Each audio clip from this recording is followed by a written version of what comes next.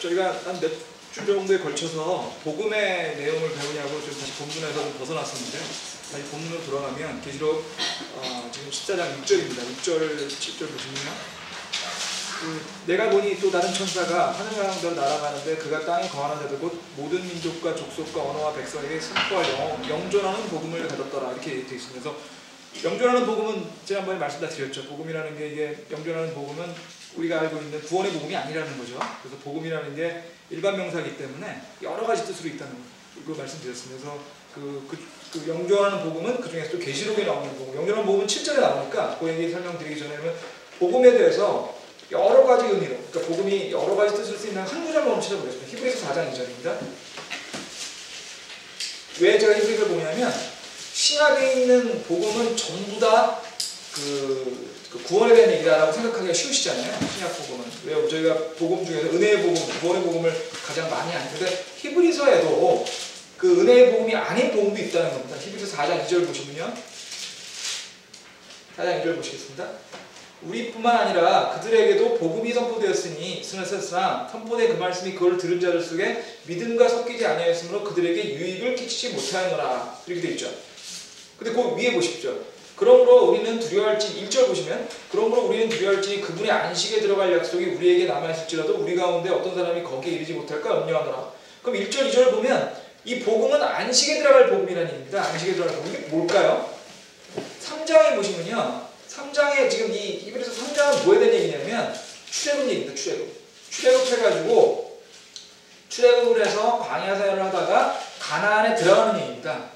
그러니까 3장과 4장 연결되어 있다고 보시면요, 연결되어 있으니까 지금 여기에 나오는 안식에 들어간다, 그리고 안식에 들어가는 복음은 뭐냐면 가나안 땅을 상속받을 거라는 얘기입니다. 지금 항상 말씀드렸죠. 성경은 문맥을 해석을 해야 된다고 하죠. 지금 여기 있는 복음이 그냥 요 구절만 떼서 놓고 보시면 정확히 실감이 안 나실 겁니다. 이게 무슨 얘기지 싶으실 텐데, 3장과 4장을 연결해서 보시면요, 이거는 가나안 땅에 들어가는 복음을 얘기합니다. 그러니까 이게 우리가 보통 은혜의 복음, 구원의 복음 아니라는 걸 명확하신 거죠. 그러니까 항상 보실 때 복음이라는 게 일반 명사라는 걸 머리에 드셔야 됩니다. 그렇지 않으면 굉장히 중요한 착각을 하게 됩니다. 그게 장로교에서 가장 착각하는 게 뭐냐면요, 장로교에서 많이 하시는 얘기가 환란 시대에는 영조라는 복음을 믿어야 구원받는다고 가르칩니다. 환란 시대는. 그게 왜 그런 얘기가 나오냐면, 복음이라는 거는 구원받는다라고 머리에 딱 넣어놓는 거예요. 복음은 일반 명사가 아니라 구원받는 걸 얘기하는 복음만이 복음이다라고 생각을 하고, 그러고 나서 이제 계시록을 보면 거기에 영존하는 복음이 나오니까 끼워 맞추는 거죠. 아, 복음은 구원을 받아야 되는 건데 영존하는 복음이 환란에 나오는 거 보니까 환란기에는 영존하는 복음을 하셔야 구원받는 거다라고 가르치는 겁니다. 제가 이 얘기 드린 이유는 왜 그렇게 드릴까요? 틀렸다는 얘기죠. 구원은 환란기 전이나 지금이나 다 똑같습니다. 구원은 은혜로 구원받는 겁니다. 그냥 그거 바뀔 게 없어요. 절대로 그 구원에 대한 복음은 은혜 외에는 아무것도 있을 수가 없습니다. 그냥 구원이라는 자체가 죄가 있다는, 유한한 우리가 무한한 것이 되는 거기 때문에 주님이 도와주시는 방법이 없습니다. 그렇기 때문에 다시 말씀드리지만, 혹시라도 여러분들이 그 주위에 다른 교회 다니시는 분들, 특히 장로교 다니시는 분들 중에 환란기에는 복음의 성격이 다르다고 얘기하시는 분이 있습니다. 재밌는 거는 열심히 안 다니시는 분은 그런 얘기도 안 합니다. 열심히 안 다니시는 분은 공부도 안 하니까 그냥 그런가 보다 그러시거든요. 꼭 보면 열심히 믿으시는 분들 중에 잘못 믿으시는 분들이 있어요. 그렇게 가르치니까. 환란기에는 영존하는 복음을 믿어야 구원다. 절대 아닙니다. 첫 번째 착각하지 마시고요. 또 마태복음 24장에 나오는 것처럼 복음이 전해져야 주님이 오신다 할 때 그 복음이 역시 은혜의 복음이 아닙니다. 그건 뭐라 그랬죠? 왕국의 복음이라고 그랬죠.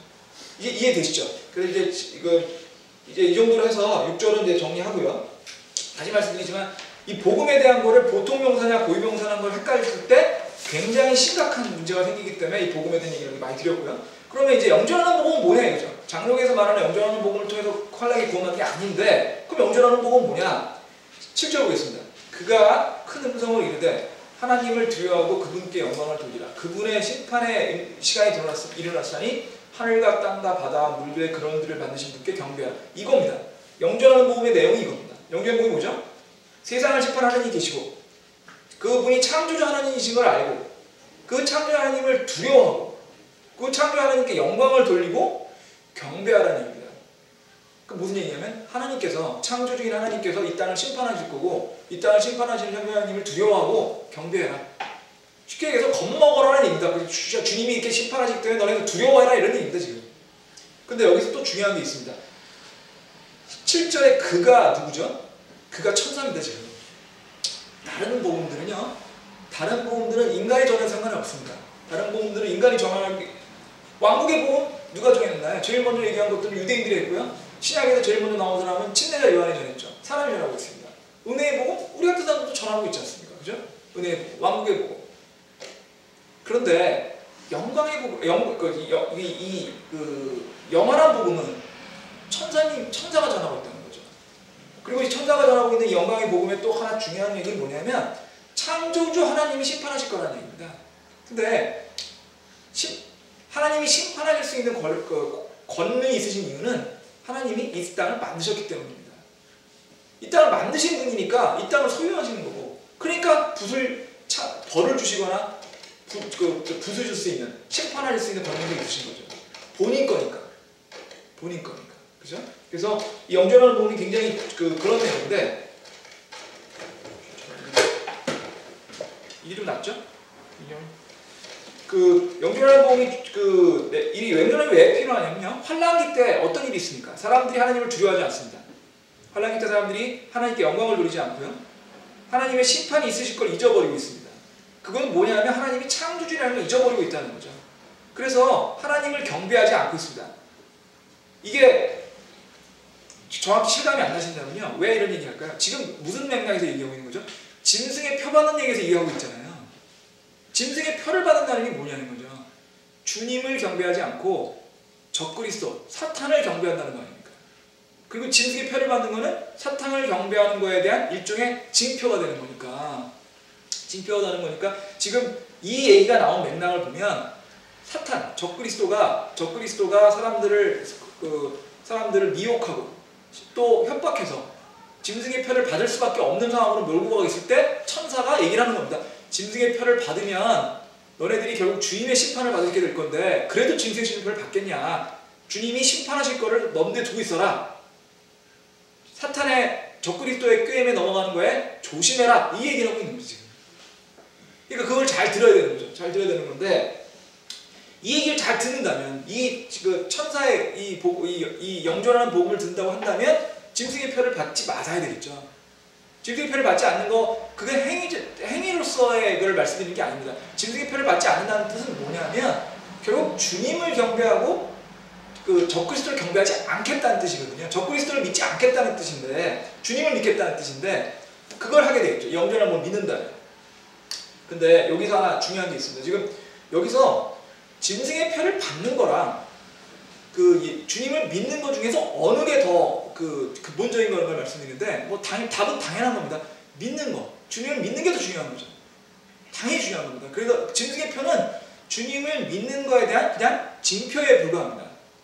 하지만 어쨌든 짐승의 표를 받았다는 거는 주님을 믿지 않았다는 뜻이 않았다는 게 증명이 되니까 결국 짐승의 표를 받은 것이 결과적으로는 심판의 근거가 되긴 할 텐데, 가끔 이걸 이렇게 설명하시는 분들이 있거든요. 그러니까 뭐냐면 믿음보다는 짐승의 표를 받는 그 행위가 중요하다. 짐승의 표를 받지 않는 행위가 더 중요하다고 얘기하시는 분들이 있는데, 요거는 이렇게 해석하시면 됩니다. 출애굽기에 보면요. 출애굽기에 라합 나오죠. 라합이 구원을 받았죠. 창녀 라합이 구원을 받았습니다. 구원을 받았는데 창녀 라합이 구원을 받은 게 정탐꾼들을 숨겨서 구원을 받은 거냐, 주님을 믿어서 구원을 받은 거냐는 목사님이 설교하신 적도 있어요. 저희 목사님이 설교하신 적도 있는데요. 거기서 우리가 알아야 될 거는 창녀 라합이 구원받은 거는 정탐꾼을 살려주거나 아니면 그때 빨간 줄을 내리게 되지 않습니까? 그런 줄을 내려서가 아닙니다. 주님을 믿었기 때문에 구원받은 거고요. 정탐꾼을 구원해주거나 아니면 줄을 내는 거는 그냥 주님을 믿고 난 다음에 자연스럽게 나온 행위에 불과한 겁니다. 믿음이 더 중요한 거예요. 믿음이. 그거 당연한 거 아니겠어요? 우리가 구원의 모든 키는 항상 믿음이었습니다. 한 번도 행위를 한 적이 없어요. 항상 믿음이, 항상. 다시 얘기 드릴게요. 죄라고 하는 거는 우리가 인간이 무한하지 않기 때문에, 유한하기 때문에 있을 수 있는 밖에 없는 겁니다. 우리하고 영생하고의 차이는 어차피 무한대예요. 우리가 조금 잘할 것 못하고 의미가 없습니다. 어차피 무한대 차인데요. 주님 보내줄게. 믿음으로써. 그건 항상 염두에 두시길 바라고요. 자, 여기까지가 지금 사실 6절, 7절 여기에서 영광의 복음을 설명하기 위해서 제가 지난 거의 한 3주에 걸쳐가지고 그 영광스러운 복음이 은혜의 복음이 아니라는 얘기 드린 겁니다. 그거 이해하셨으면 좋겠고요. 그 다음에 8절로 가겠습니다.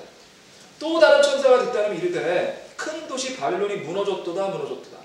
이는 그녀가 모든 백성 민족들로 인하여 자기 음행으로 인한 진노의 포도주를 마시게 하기 때문이라 하더라 되어 있습니다. 근데 여기서 8절이 굉장히 중요한 게 하나 있습니다. 무너졌도다 무너졌도다 나오죠.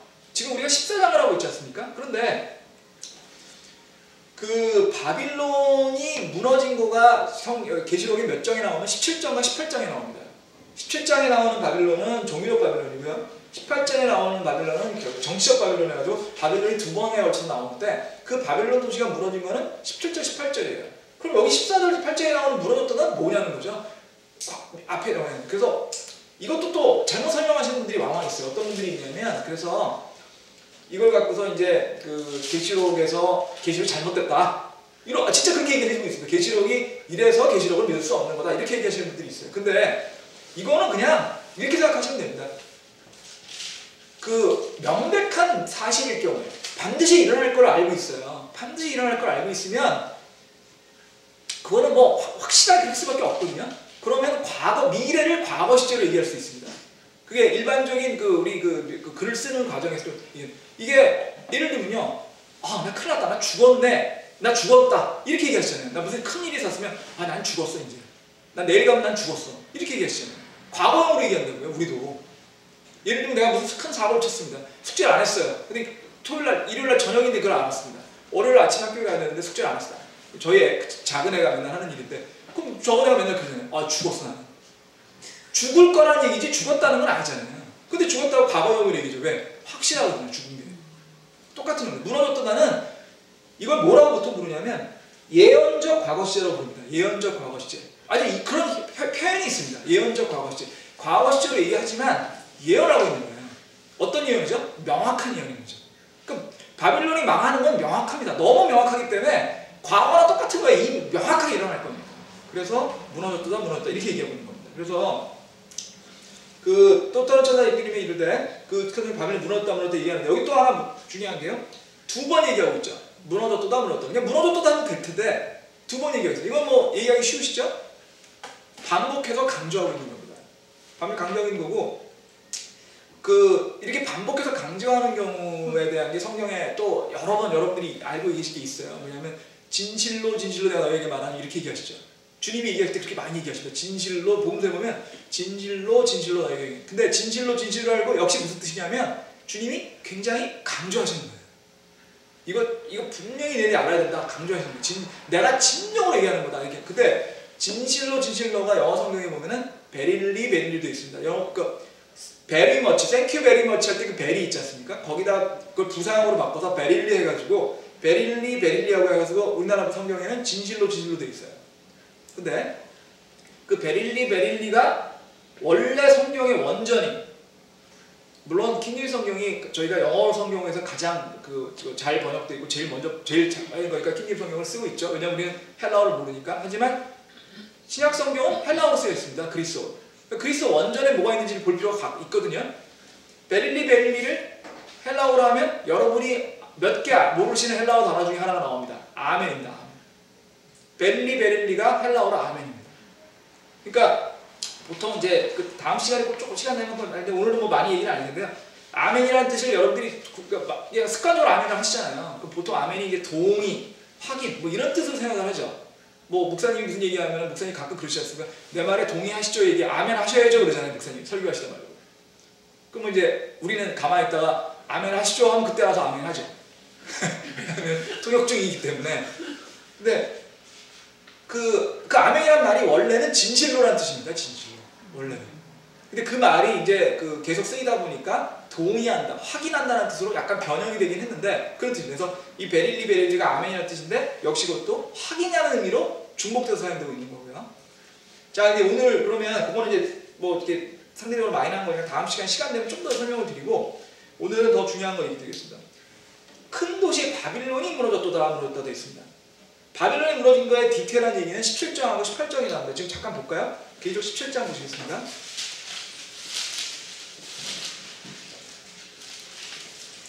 17장에 있는 구절이 지금 그 14장에 있는 구절과 굉장히 유사합니다. 또 7병을 가진 7천사 가운데 하나 나와서 나와 얘기하면 내게 이르되 이리로 오라. 많은 물들 위에 앉은 큰 음녀가 받을 심판을 내가 내게 보여주리라.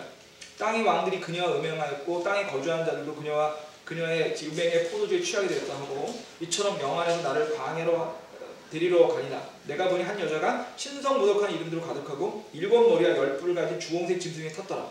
그 여자는 자주색 옷과 주홍색 이를 차려 입고 금과 보석들과 진주를 꾸며서 가증스러운 것들과 자기의 음행으로 인한 더러운 것 같이 한 금잔을 손에 가졌더라.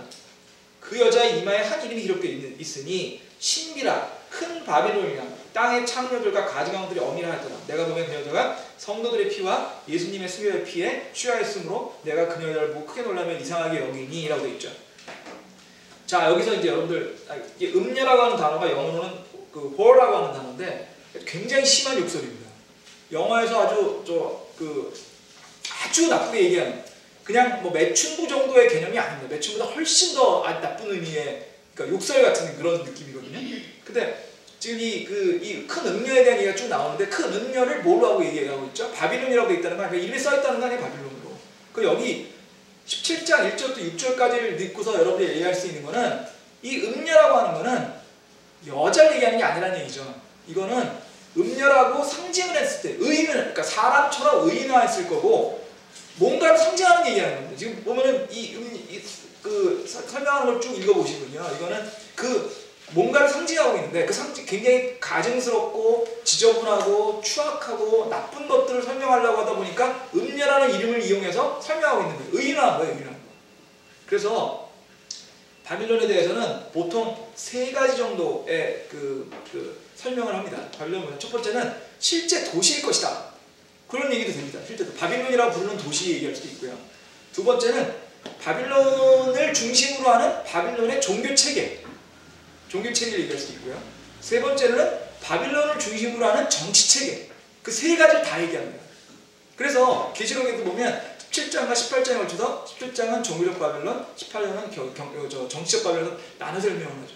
그러니까 바빌론이라는 건 이렇게 여러분들 염두에 두실 게 바빌론은 큰 음료로 상징이 되고 있다. 의인화로 상징이 되고 있지만 바빌론이라는 것 자체가 한 뜻이라기보다는 몇 가지 뜻을 가지고 있다. 도시일 수도 있고 그 도시가 상징하는 종교일 수도 있고 그 도시가 상징하는 정치적인 체제일 수도 있고 그 세 딸을 상징한다 이렇게 말씀드리는데요. 바빌론은 어딜까요? 바빌론은 창세기 처음 나옵니다. 창세기 11장에 나옵니다. 창세기 11장이요.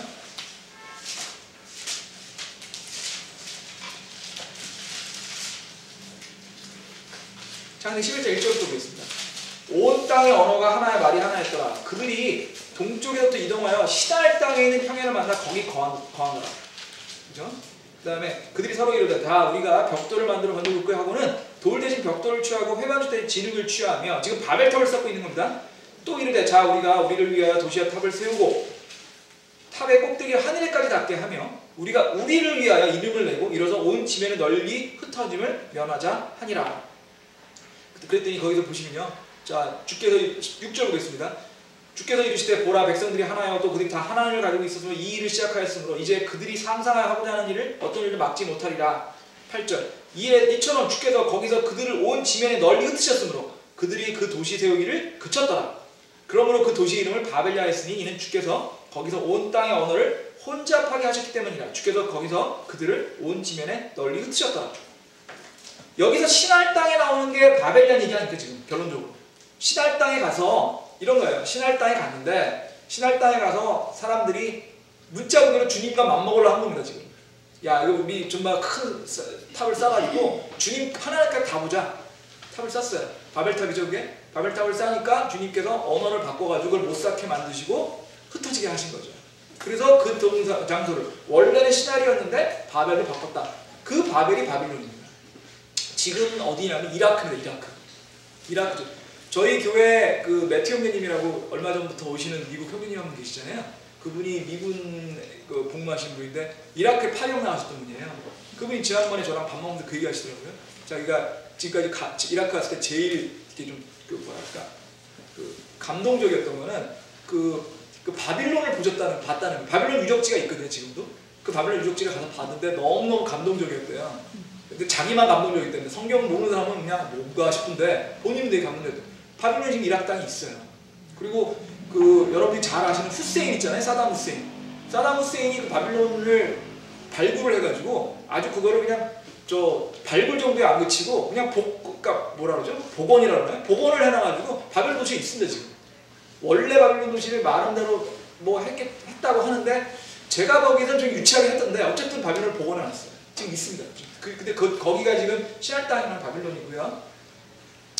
그러니까 지금 그 바빌론은 그 도시를 얘기하기도 하지만 그 도시를 중심으로 만들어진 제국을 얘기하기도 합니다. 그래서 역사상 바빌론 제국이라는 게 나오죠. 그 바빌론 제국 중에서 여러분들이 제일 잘 아시는 건 누구냐면 느부갓네살입니다. 느부갓네살 기억나시잖아요. 느부갓네살이 누구죠?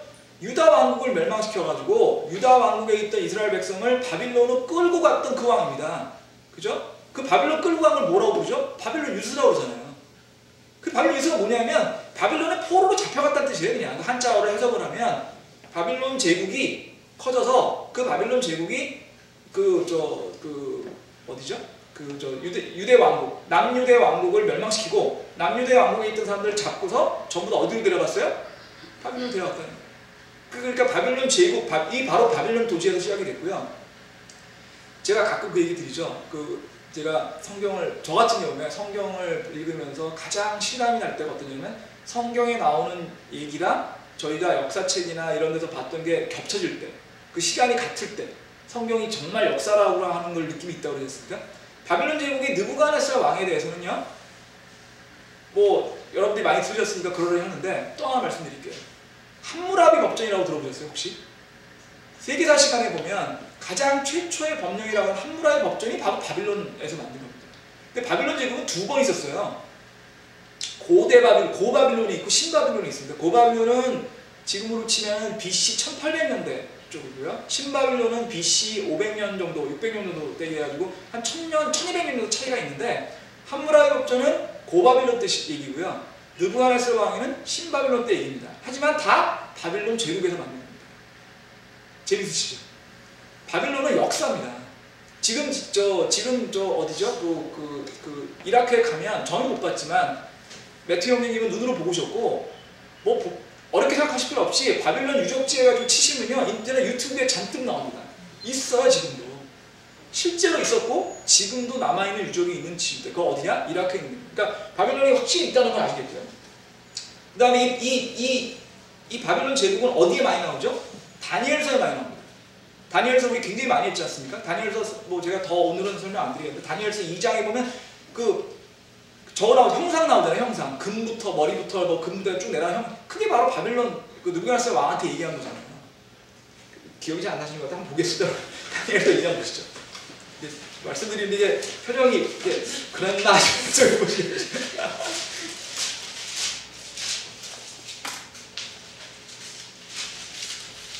다니엘서 2장 보세요. 다니엘서 2장에 그 장의 제목이 뭐냐면요.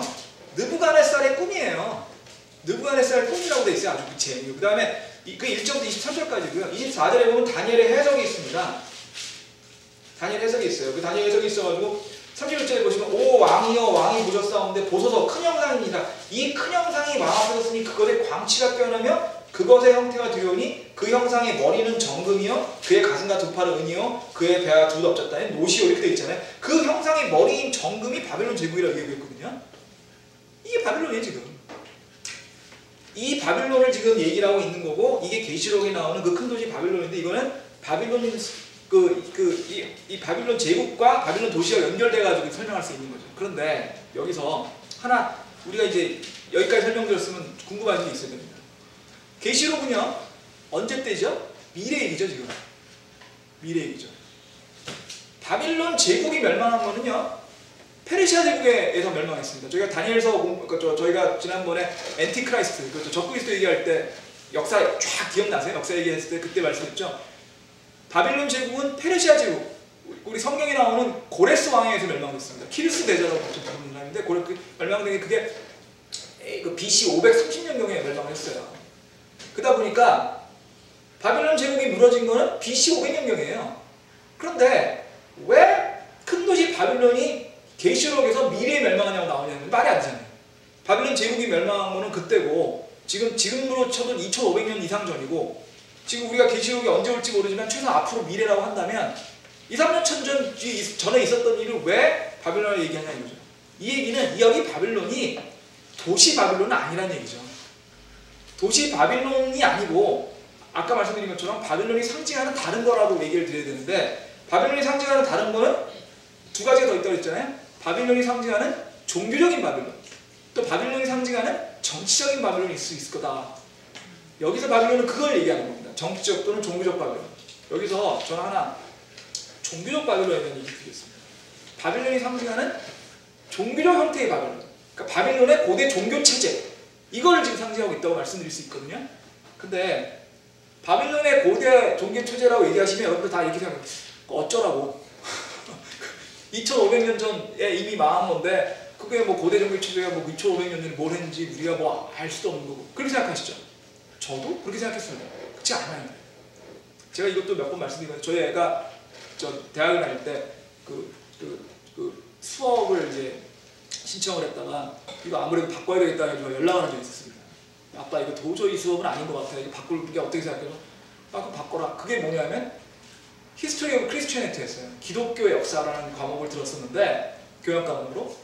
근데 기독교 역사 첫 수업 딱 들어갔더니 첫 수업 선생님이 하는 얘기가 여러분이 알고 있는 기독교는 바빌론 고대 종교에서 온 겁니다. 라고 얘기를 하더라는 거예요. 근데 거기서 기독교라고 얘기하는 걸 얘기를 쭉 들어보니까 그게 가톨릭이었답니다. 가톨릭. 물론 그렇겠죠. 왜냐하면 가톨릭 역사가 더 어떻게 보면 사람들이 알기가 쉬우니까. 그래서 가톨릭의 역사는 바빌론 고대 종교에서 온 거기 때문에 현재 가톨릭이 우리가 알고 있는 거는 상당 부분 아니면 거의 대부분이 바빌론 고대 종교에서 온 거다라고 얘기를 하면서 얘기를 하니까 우리 애가 수업을 듣는데 너무 괴로웠다는 거예요. 물론 사실을 얘기할 수는 있지만 선생님이 이제 로마 카톨릭하고 우리 같은 침례 교도들하고의 차이를 전혀 생각을 안 하고 얘기를 하니까 굉장히 듣는 사람 입장에서는 괴로운 거죠. 로마 카톨릭은 침례 교도가 아니죠 라고 얘기했으면 좀 낫겠는데 그게 아니었어요. 그래서 수업 바꾸겠다고 해서 바꿔라.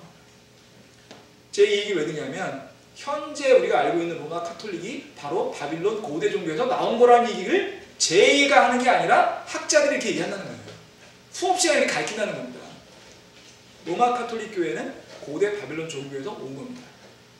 심지어는 로마 카톨릭 교회에서 교황이나 추기경이나 사제들이 입고 있는 그 옷들 있잖아요. 그것도 고대 바빌론 종교에서부터 왔던 그 사제들의 옷, 제사장들의 옷과 연결되어 있습니다.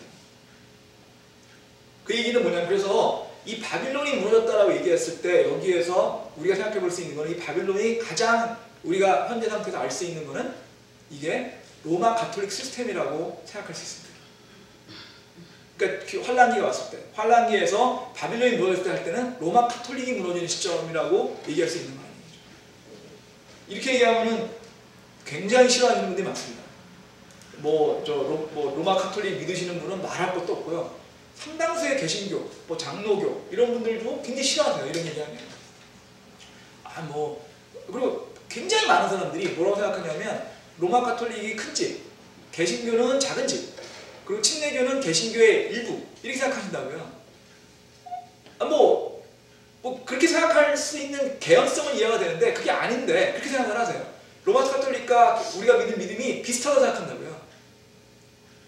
그러다 보니까 이제 제가 이렇게 가톨릭에 대해서 이렇게 심한 얘기를 하면 심한 얘기는 아니지만 성경에 나온 얘기니까 여기 가톨릭에 대해서 진실을 얘기해주면 굉장히 기분 나빠합니다. 기독교의 본류가 로마 카톨릭인데 뭔 소리야 라고 얘기를 하세요. 근데 로마 카톨릭은 다시 말씀드리면 기독교가 아닙니다. 굉장히 무서운 얘기인데 기독교가 아니에요.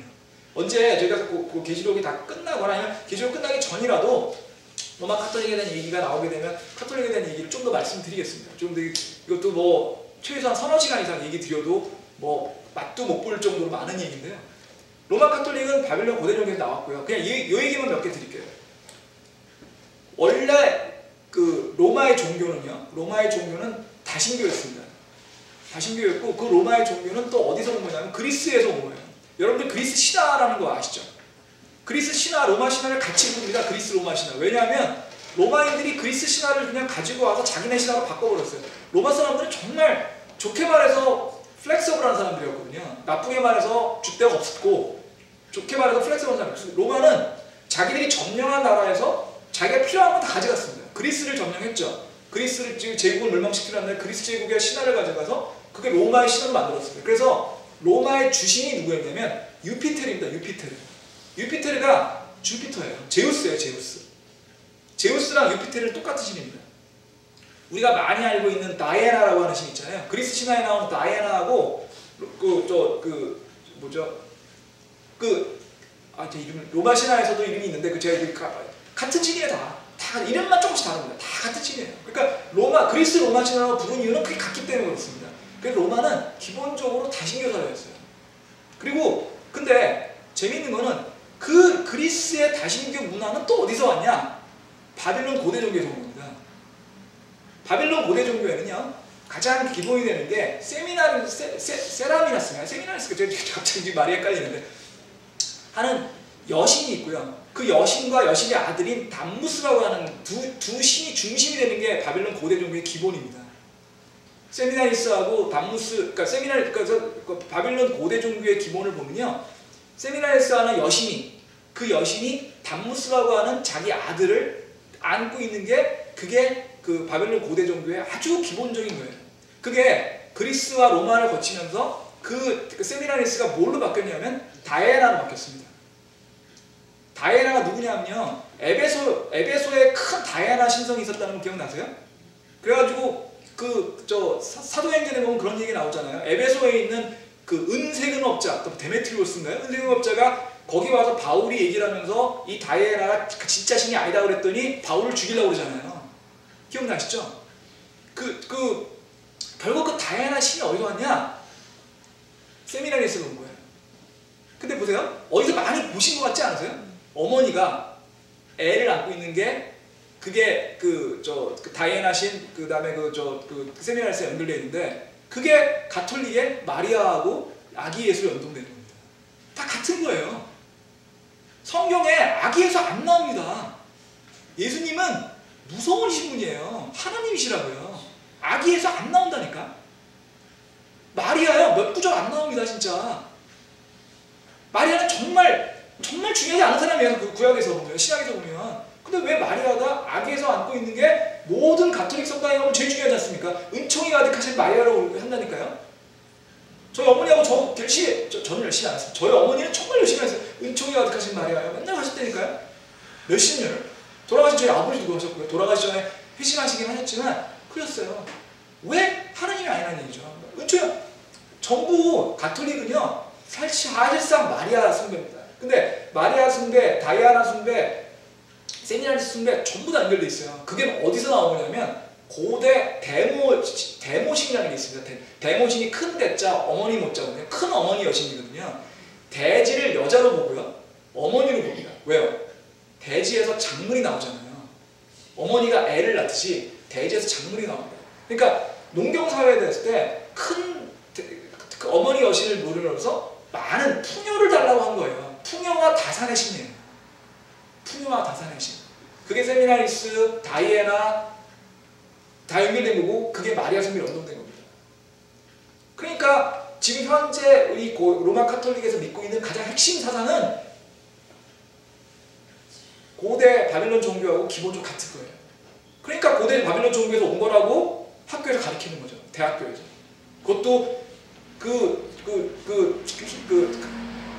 사실은 그쪽 분야에 미국에서도 가장 가장 뭐랄까 잘 가르치는 교수님이 그렇게 가르친 거예요. 그게 통설이니까. 그러면 여기서 그럼 왜 어떻게 그러면 로마 카톨릭이 이런 게 됐을까? 그거는 아주 간단합니다. 아주 간단합니다. 로마 카톨릭 역사를 보시면 원래 기독교 신자들을 로마에서 받아들였습니까? 안 받아들였습니다. 박해했죠. 십자가에 못 박혀 죽이고 십자가에 못 박혀 죽이는 게 예수님만 돌아가는 게 아니에요. 그냥 심심하고 그냥 박해받아 십자가에 못 박혀 죽었거든요. 십자가에 못 박혀 죽인다는 거는 가장 최악의 형벌을 얘기하는 건데 그런 형벌을 주겠습니다. 그러다가 AD 300 몇 년인가에 컨스탄티누스 대제라는 사람이 기독교를 로마의 국교로 받아들였죠.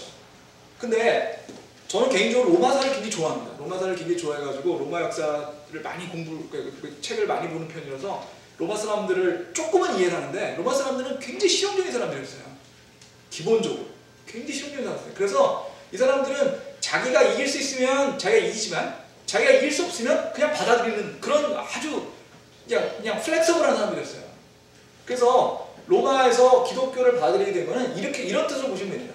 기독교를 탄압을 했는데 도저히 탄압으로 정리가 안 되는 거예요. 마치 기름에다가, 그러니까 기름불이 붙었는데 물을 부으면 기름이 더 퍼지듯이 계속 불 붙이게 하니까, 반대로 야 그럼 이거를 그냥 우리의 국교화 시켜가지고 얘네들을 제국의 질서 안으로 넣자.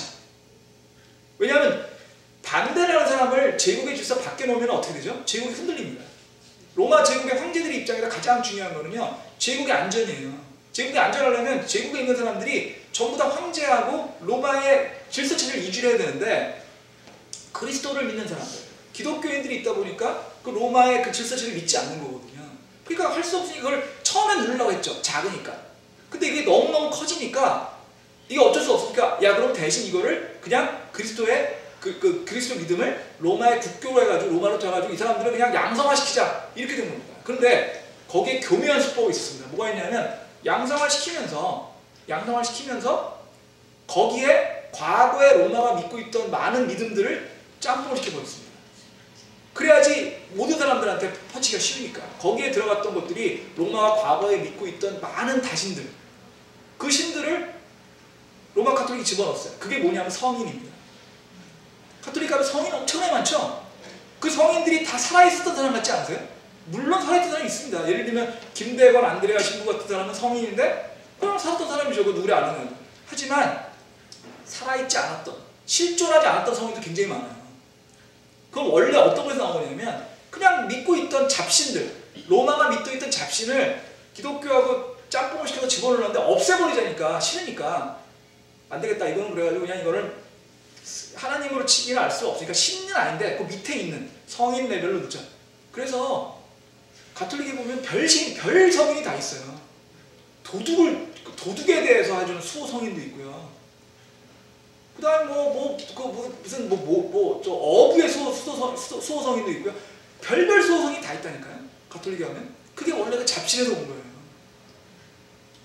또 무서운 게 뭐냐면요, 그 교황이라고 하는 제도가 있잖아요.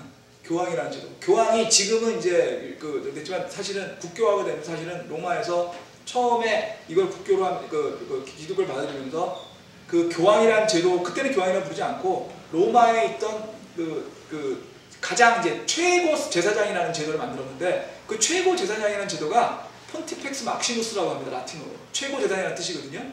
그거를 일종의 교황처럼 해서 넣겠습니다. 근데 폰티펙스 막시무스를 누가 겸임을 했냐면 황제가 겸임을 했어요. 그럼 뭐냐면 기독교를 집어넣고 하나님을 없앨 수는 없으니까 하나님은 계신데, 하나님의 가장 바로 밑에서 하나님과 사람들을 공유하는 사람은 누구냐? 로마 황제인 거예요.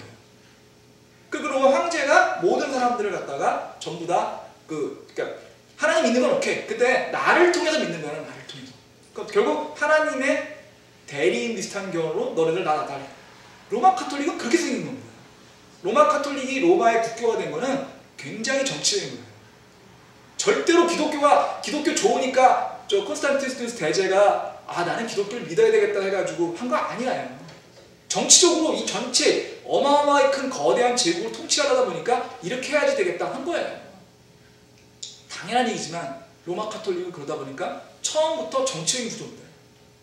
로마 카톨릭에는 그러니까 기독교의 순수성이 별로 없어도 상관없어요. 원래 그게 목적이 아니니까. 폰티펙스 막시무스에 대해서 제가 말씀 잠깐 드리면 그게 최고 제사장인데요.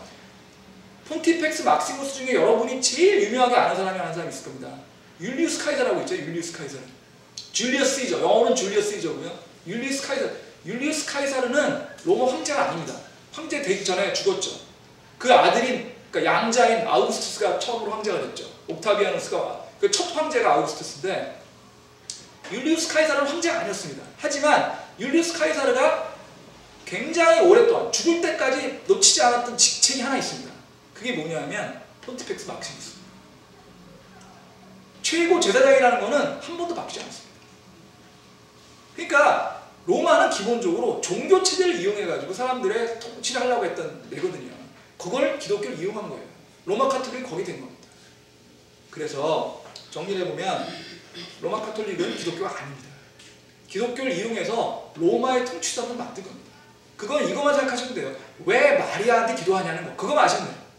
그것만 이해하시면 아, 마리아는 다이아나고 다이아나는 세미나리스고 세미나리스는 대모신이니까 아, 이건 잘못된 거구나. 이렇게 생각하시면 돼요.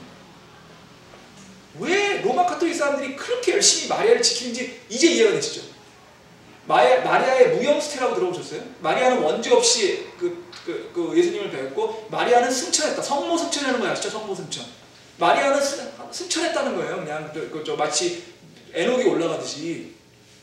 마리아는 아무런 원죄가 없었다. 인간이 아니라는 얘기죠. 마리아가 원죄가 없었다는 얘기는.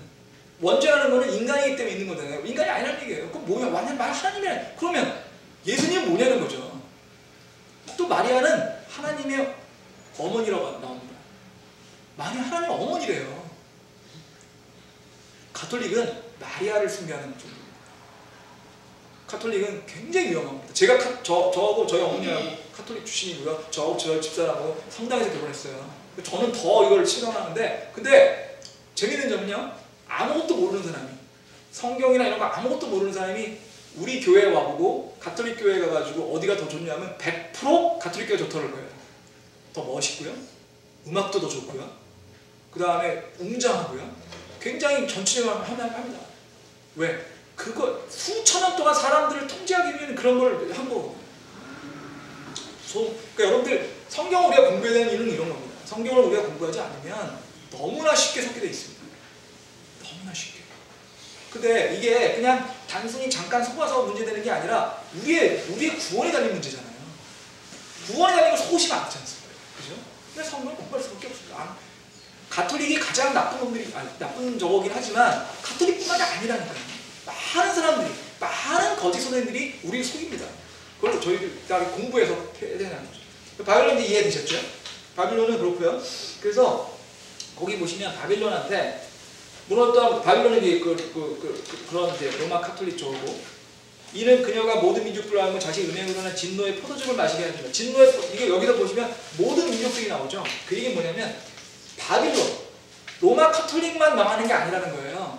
로마 카톨릭을 통해서 속임을 받은 모든 그런 나라나 민족들도 그 로마 카톨릭, 바빌론이 멸망할 때 같이 멸망한다는 거예요. 그러니까 로마 카톨릭 그 자체뿐만 아니라 그거 영향받아 다 멸망하는 얘기예요.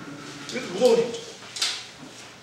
그래서 하여튼 지금 말씀드리면은 저희가 굉장히 조심해야 돼요. 여기서 제 다음 8절 9절에서 좀 더 설명을 드릴 텐데, 여기서 보면요, 진노의 포도즙을 만든다고 나오잖아요. 진노의 포도. 이거는 이제 다음 장 할 때 다시 한번, 성경에서 포도즙을 먹는다고 하는 게 성경에서 여러 번에 걸쳐서 어떻게 나오냐면 주님의 심판으로 나옵니다. 에레미야서에게 나오거든요. 그래서 그거는 다음 시간에 자세히 설명을 드리겠는데, 그래서 성경에서 포도즙을 마시게 한다, 취하게 한다, 이게 심판이랑 연결되는 구절로 많이 나옵니다. 거기다 더더군다나 진노의 포도즙 이렇게 나오면은 이거는 그냥 이거는 주님의 진노의 심판을 받는다는구나, 이렇게 생각하시면 됩니다. 정리를 해볼게요. 바빌론은 타락했기 때문에, 타락한 바빌론은 그 은혜를 통해서 주님의 심판을 받을 것이다, 이 얘기입니다. 근데 그 바빌론은 누구냐? 로마 카톨릭 교회 시스템이다. 이해되시죠? 그 다음에요, 여기까지만 하고 천상 다음 시간에 해야 될 것 같네요.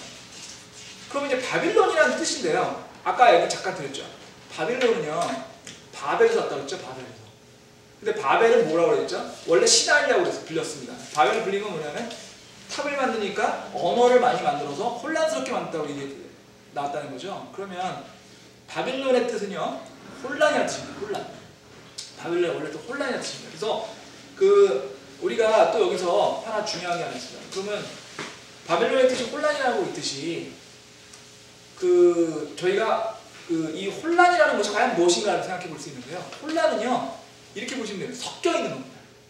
좋은 것과 나쁜 것이 섞여 있는 걸 혼란이라고 부릅니다. 근데 좋은 것과 나쁜 것이 섞여 있는 것이 왜 혼란스럽냐? 이게 좋은 것도 아니고 나쁜 것도 아니거든요.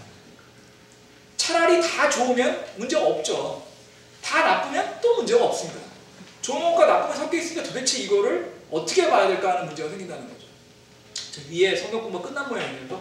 요 설명은요, 제가 그럼 다음 시간에서 지금 밖에서 기다리고 계시거든요. 그럼 여기까지 하고 다음 시간에 하도록 하겠습니다. 기도하고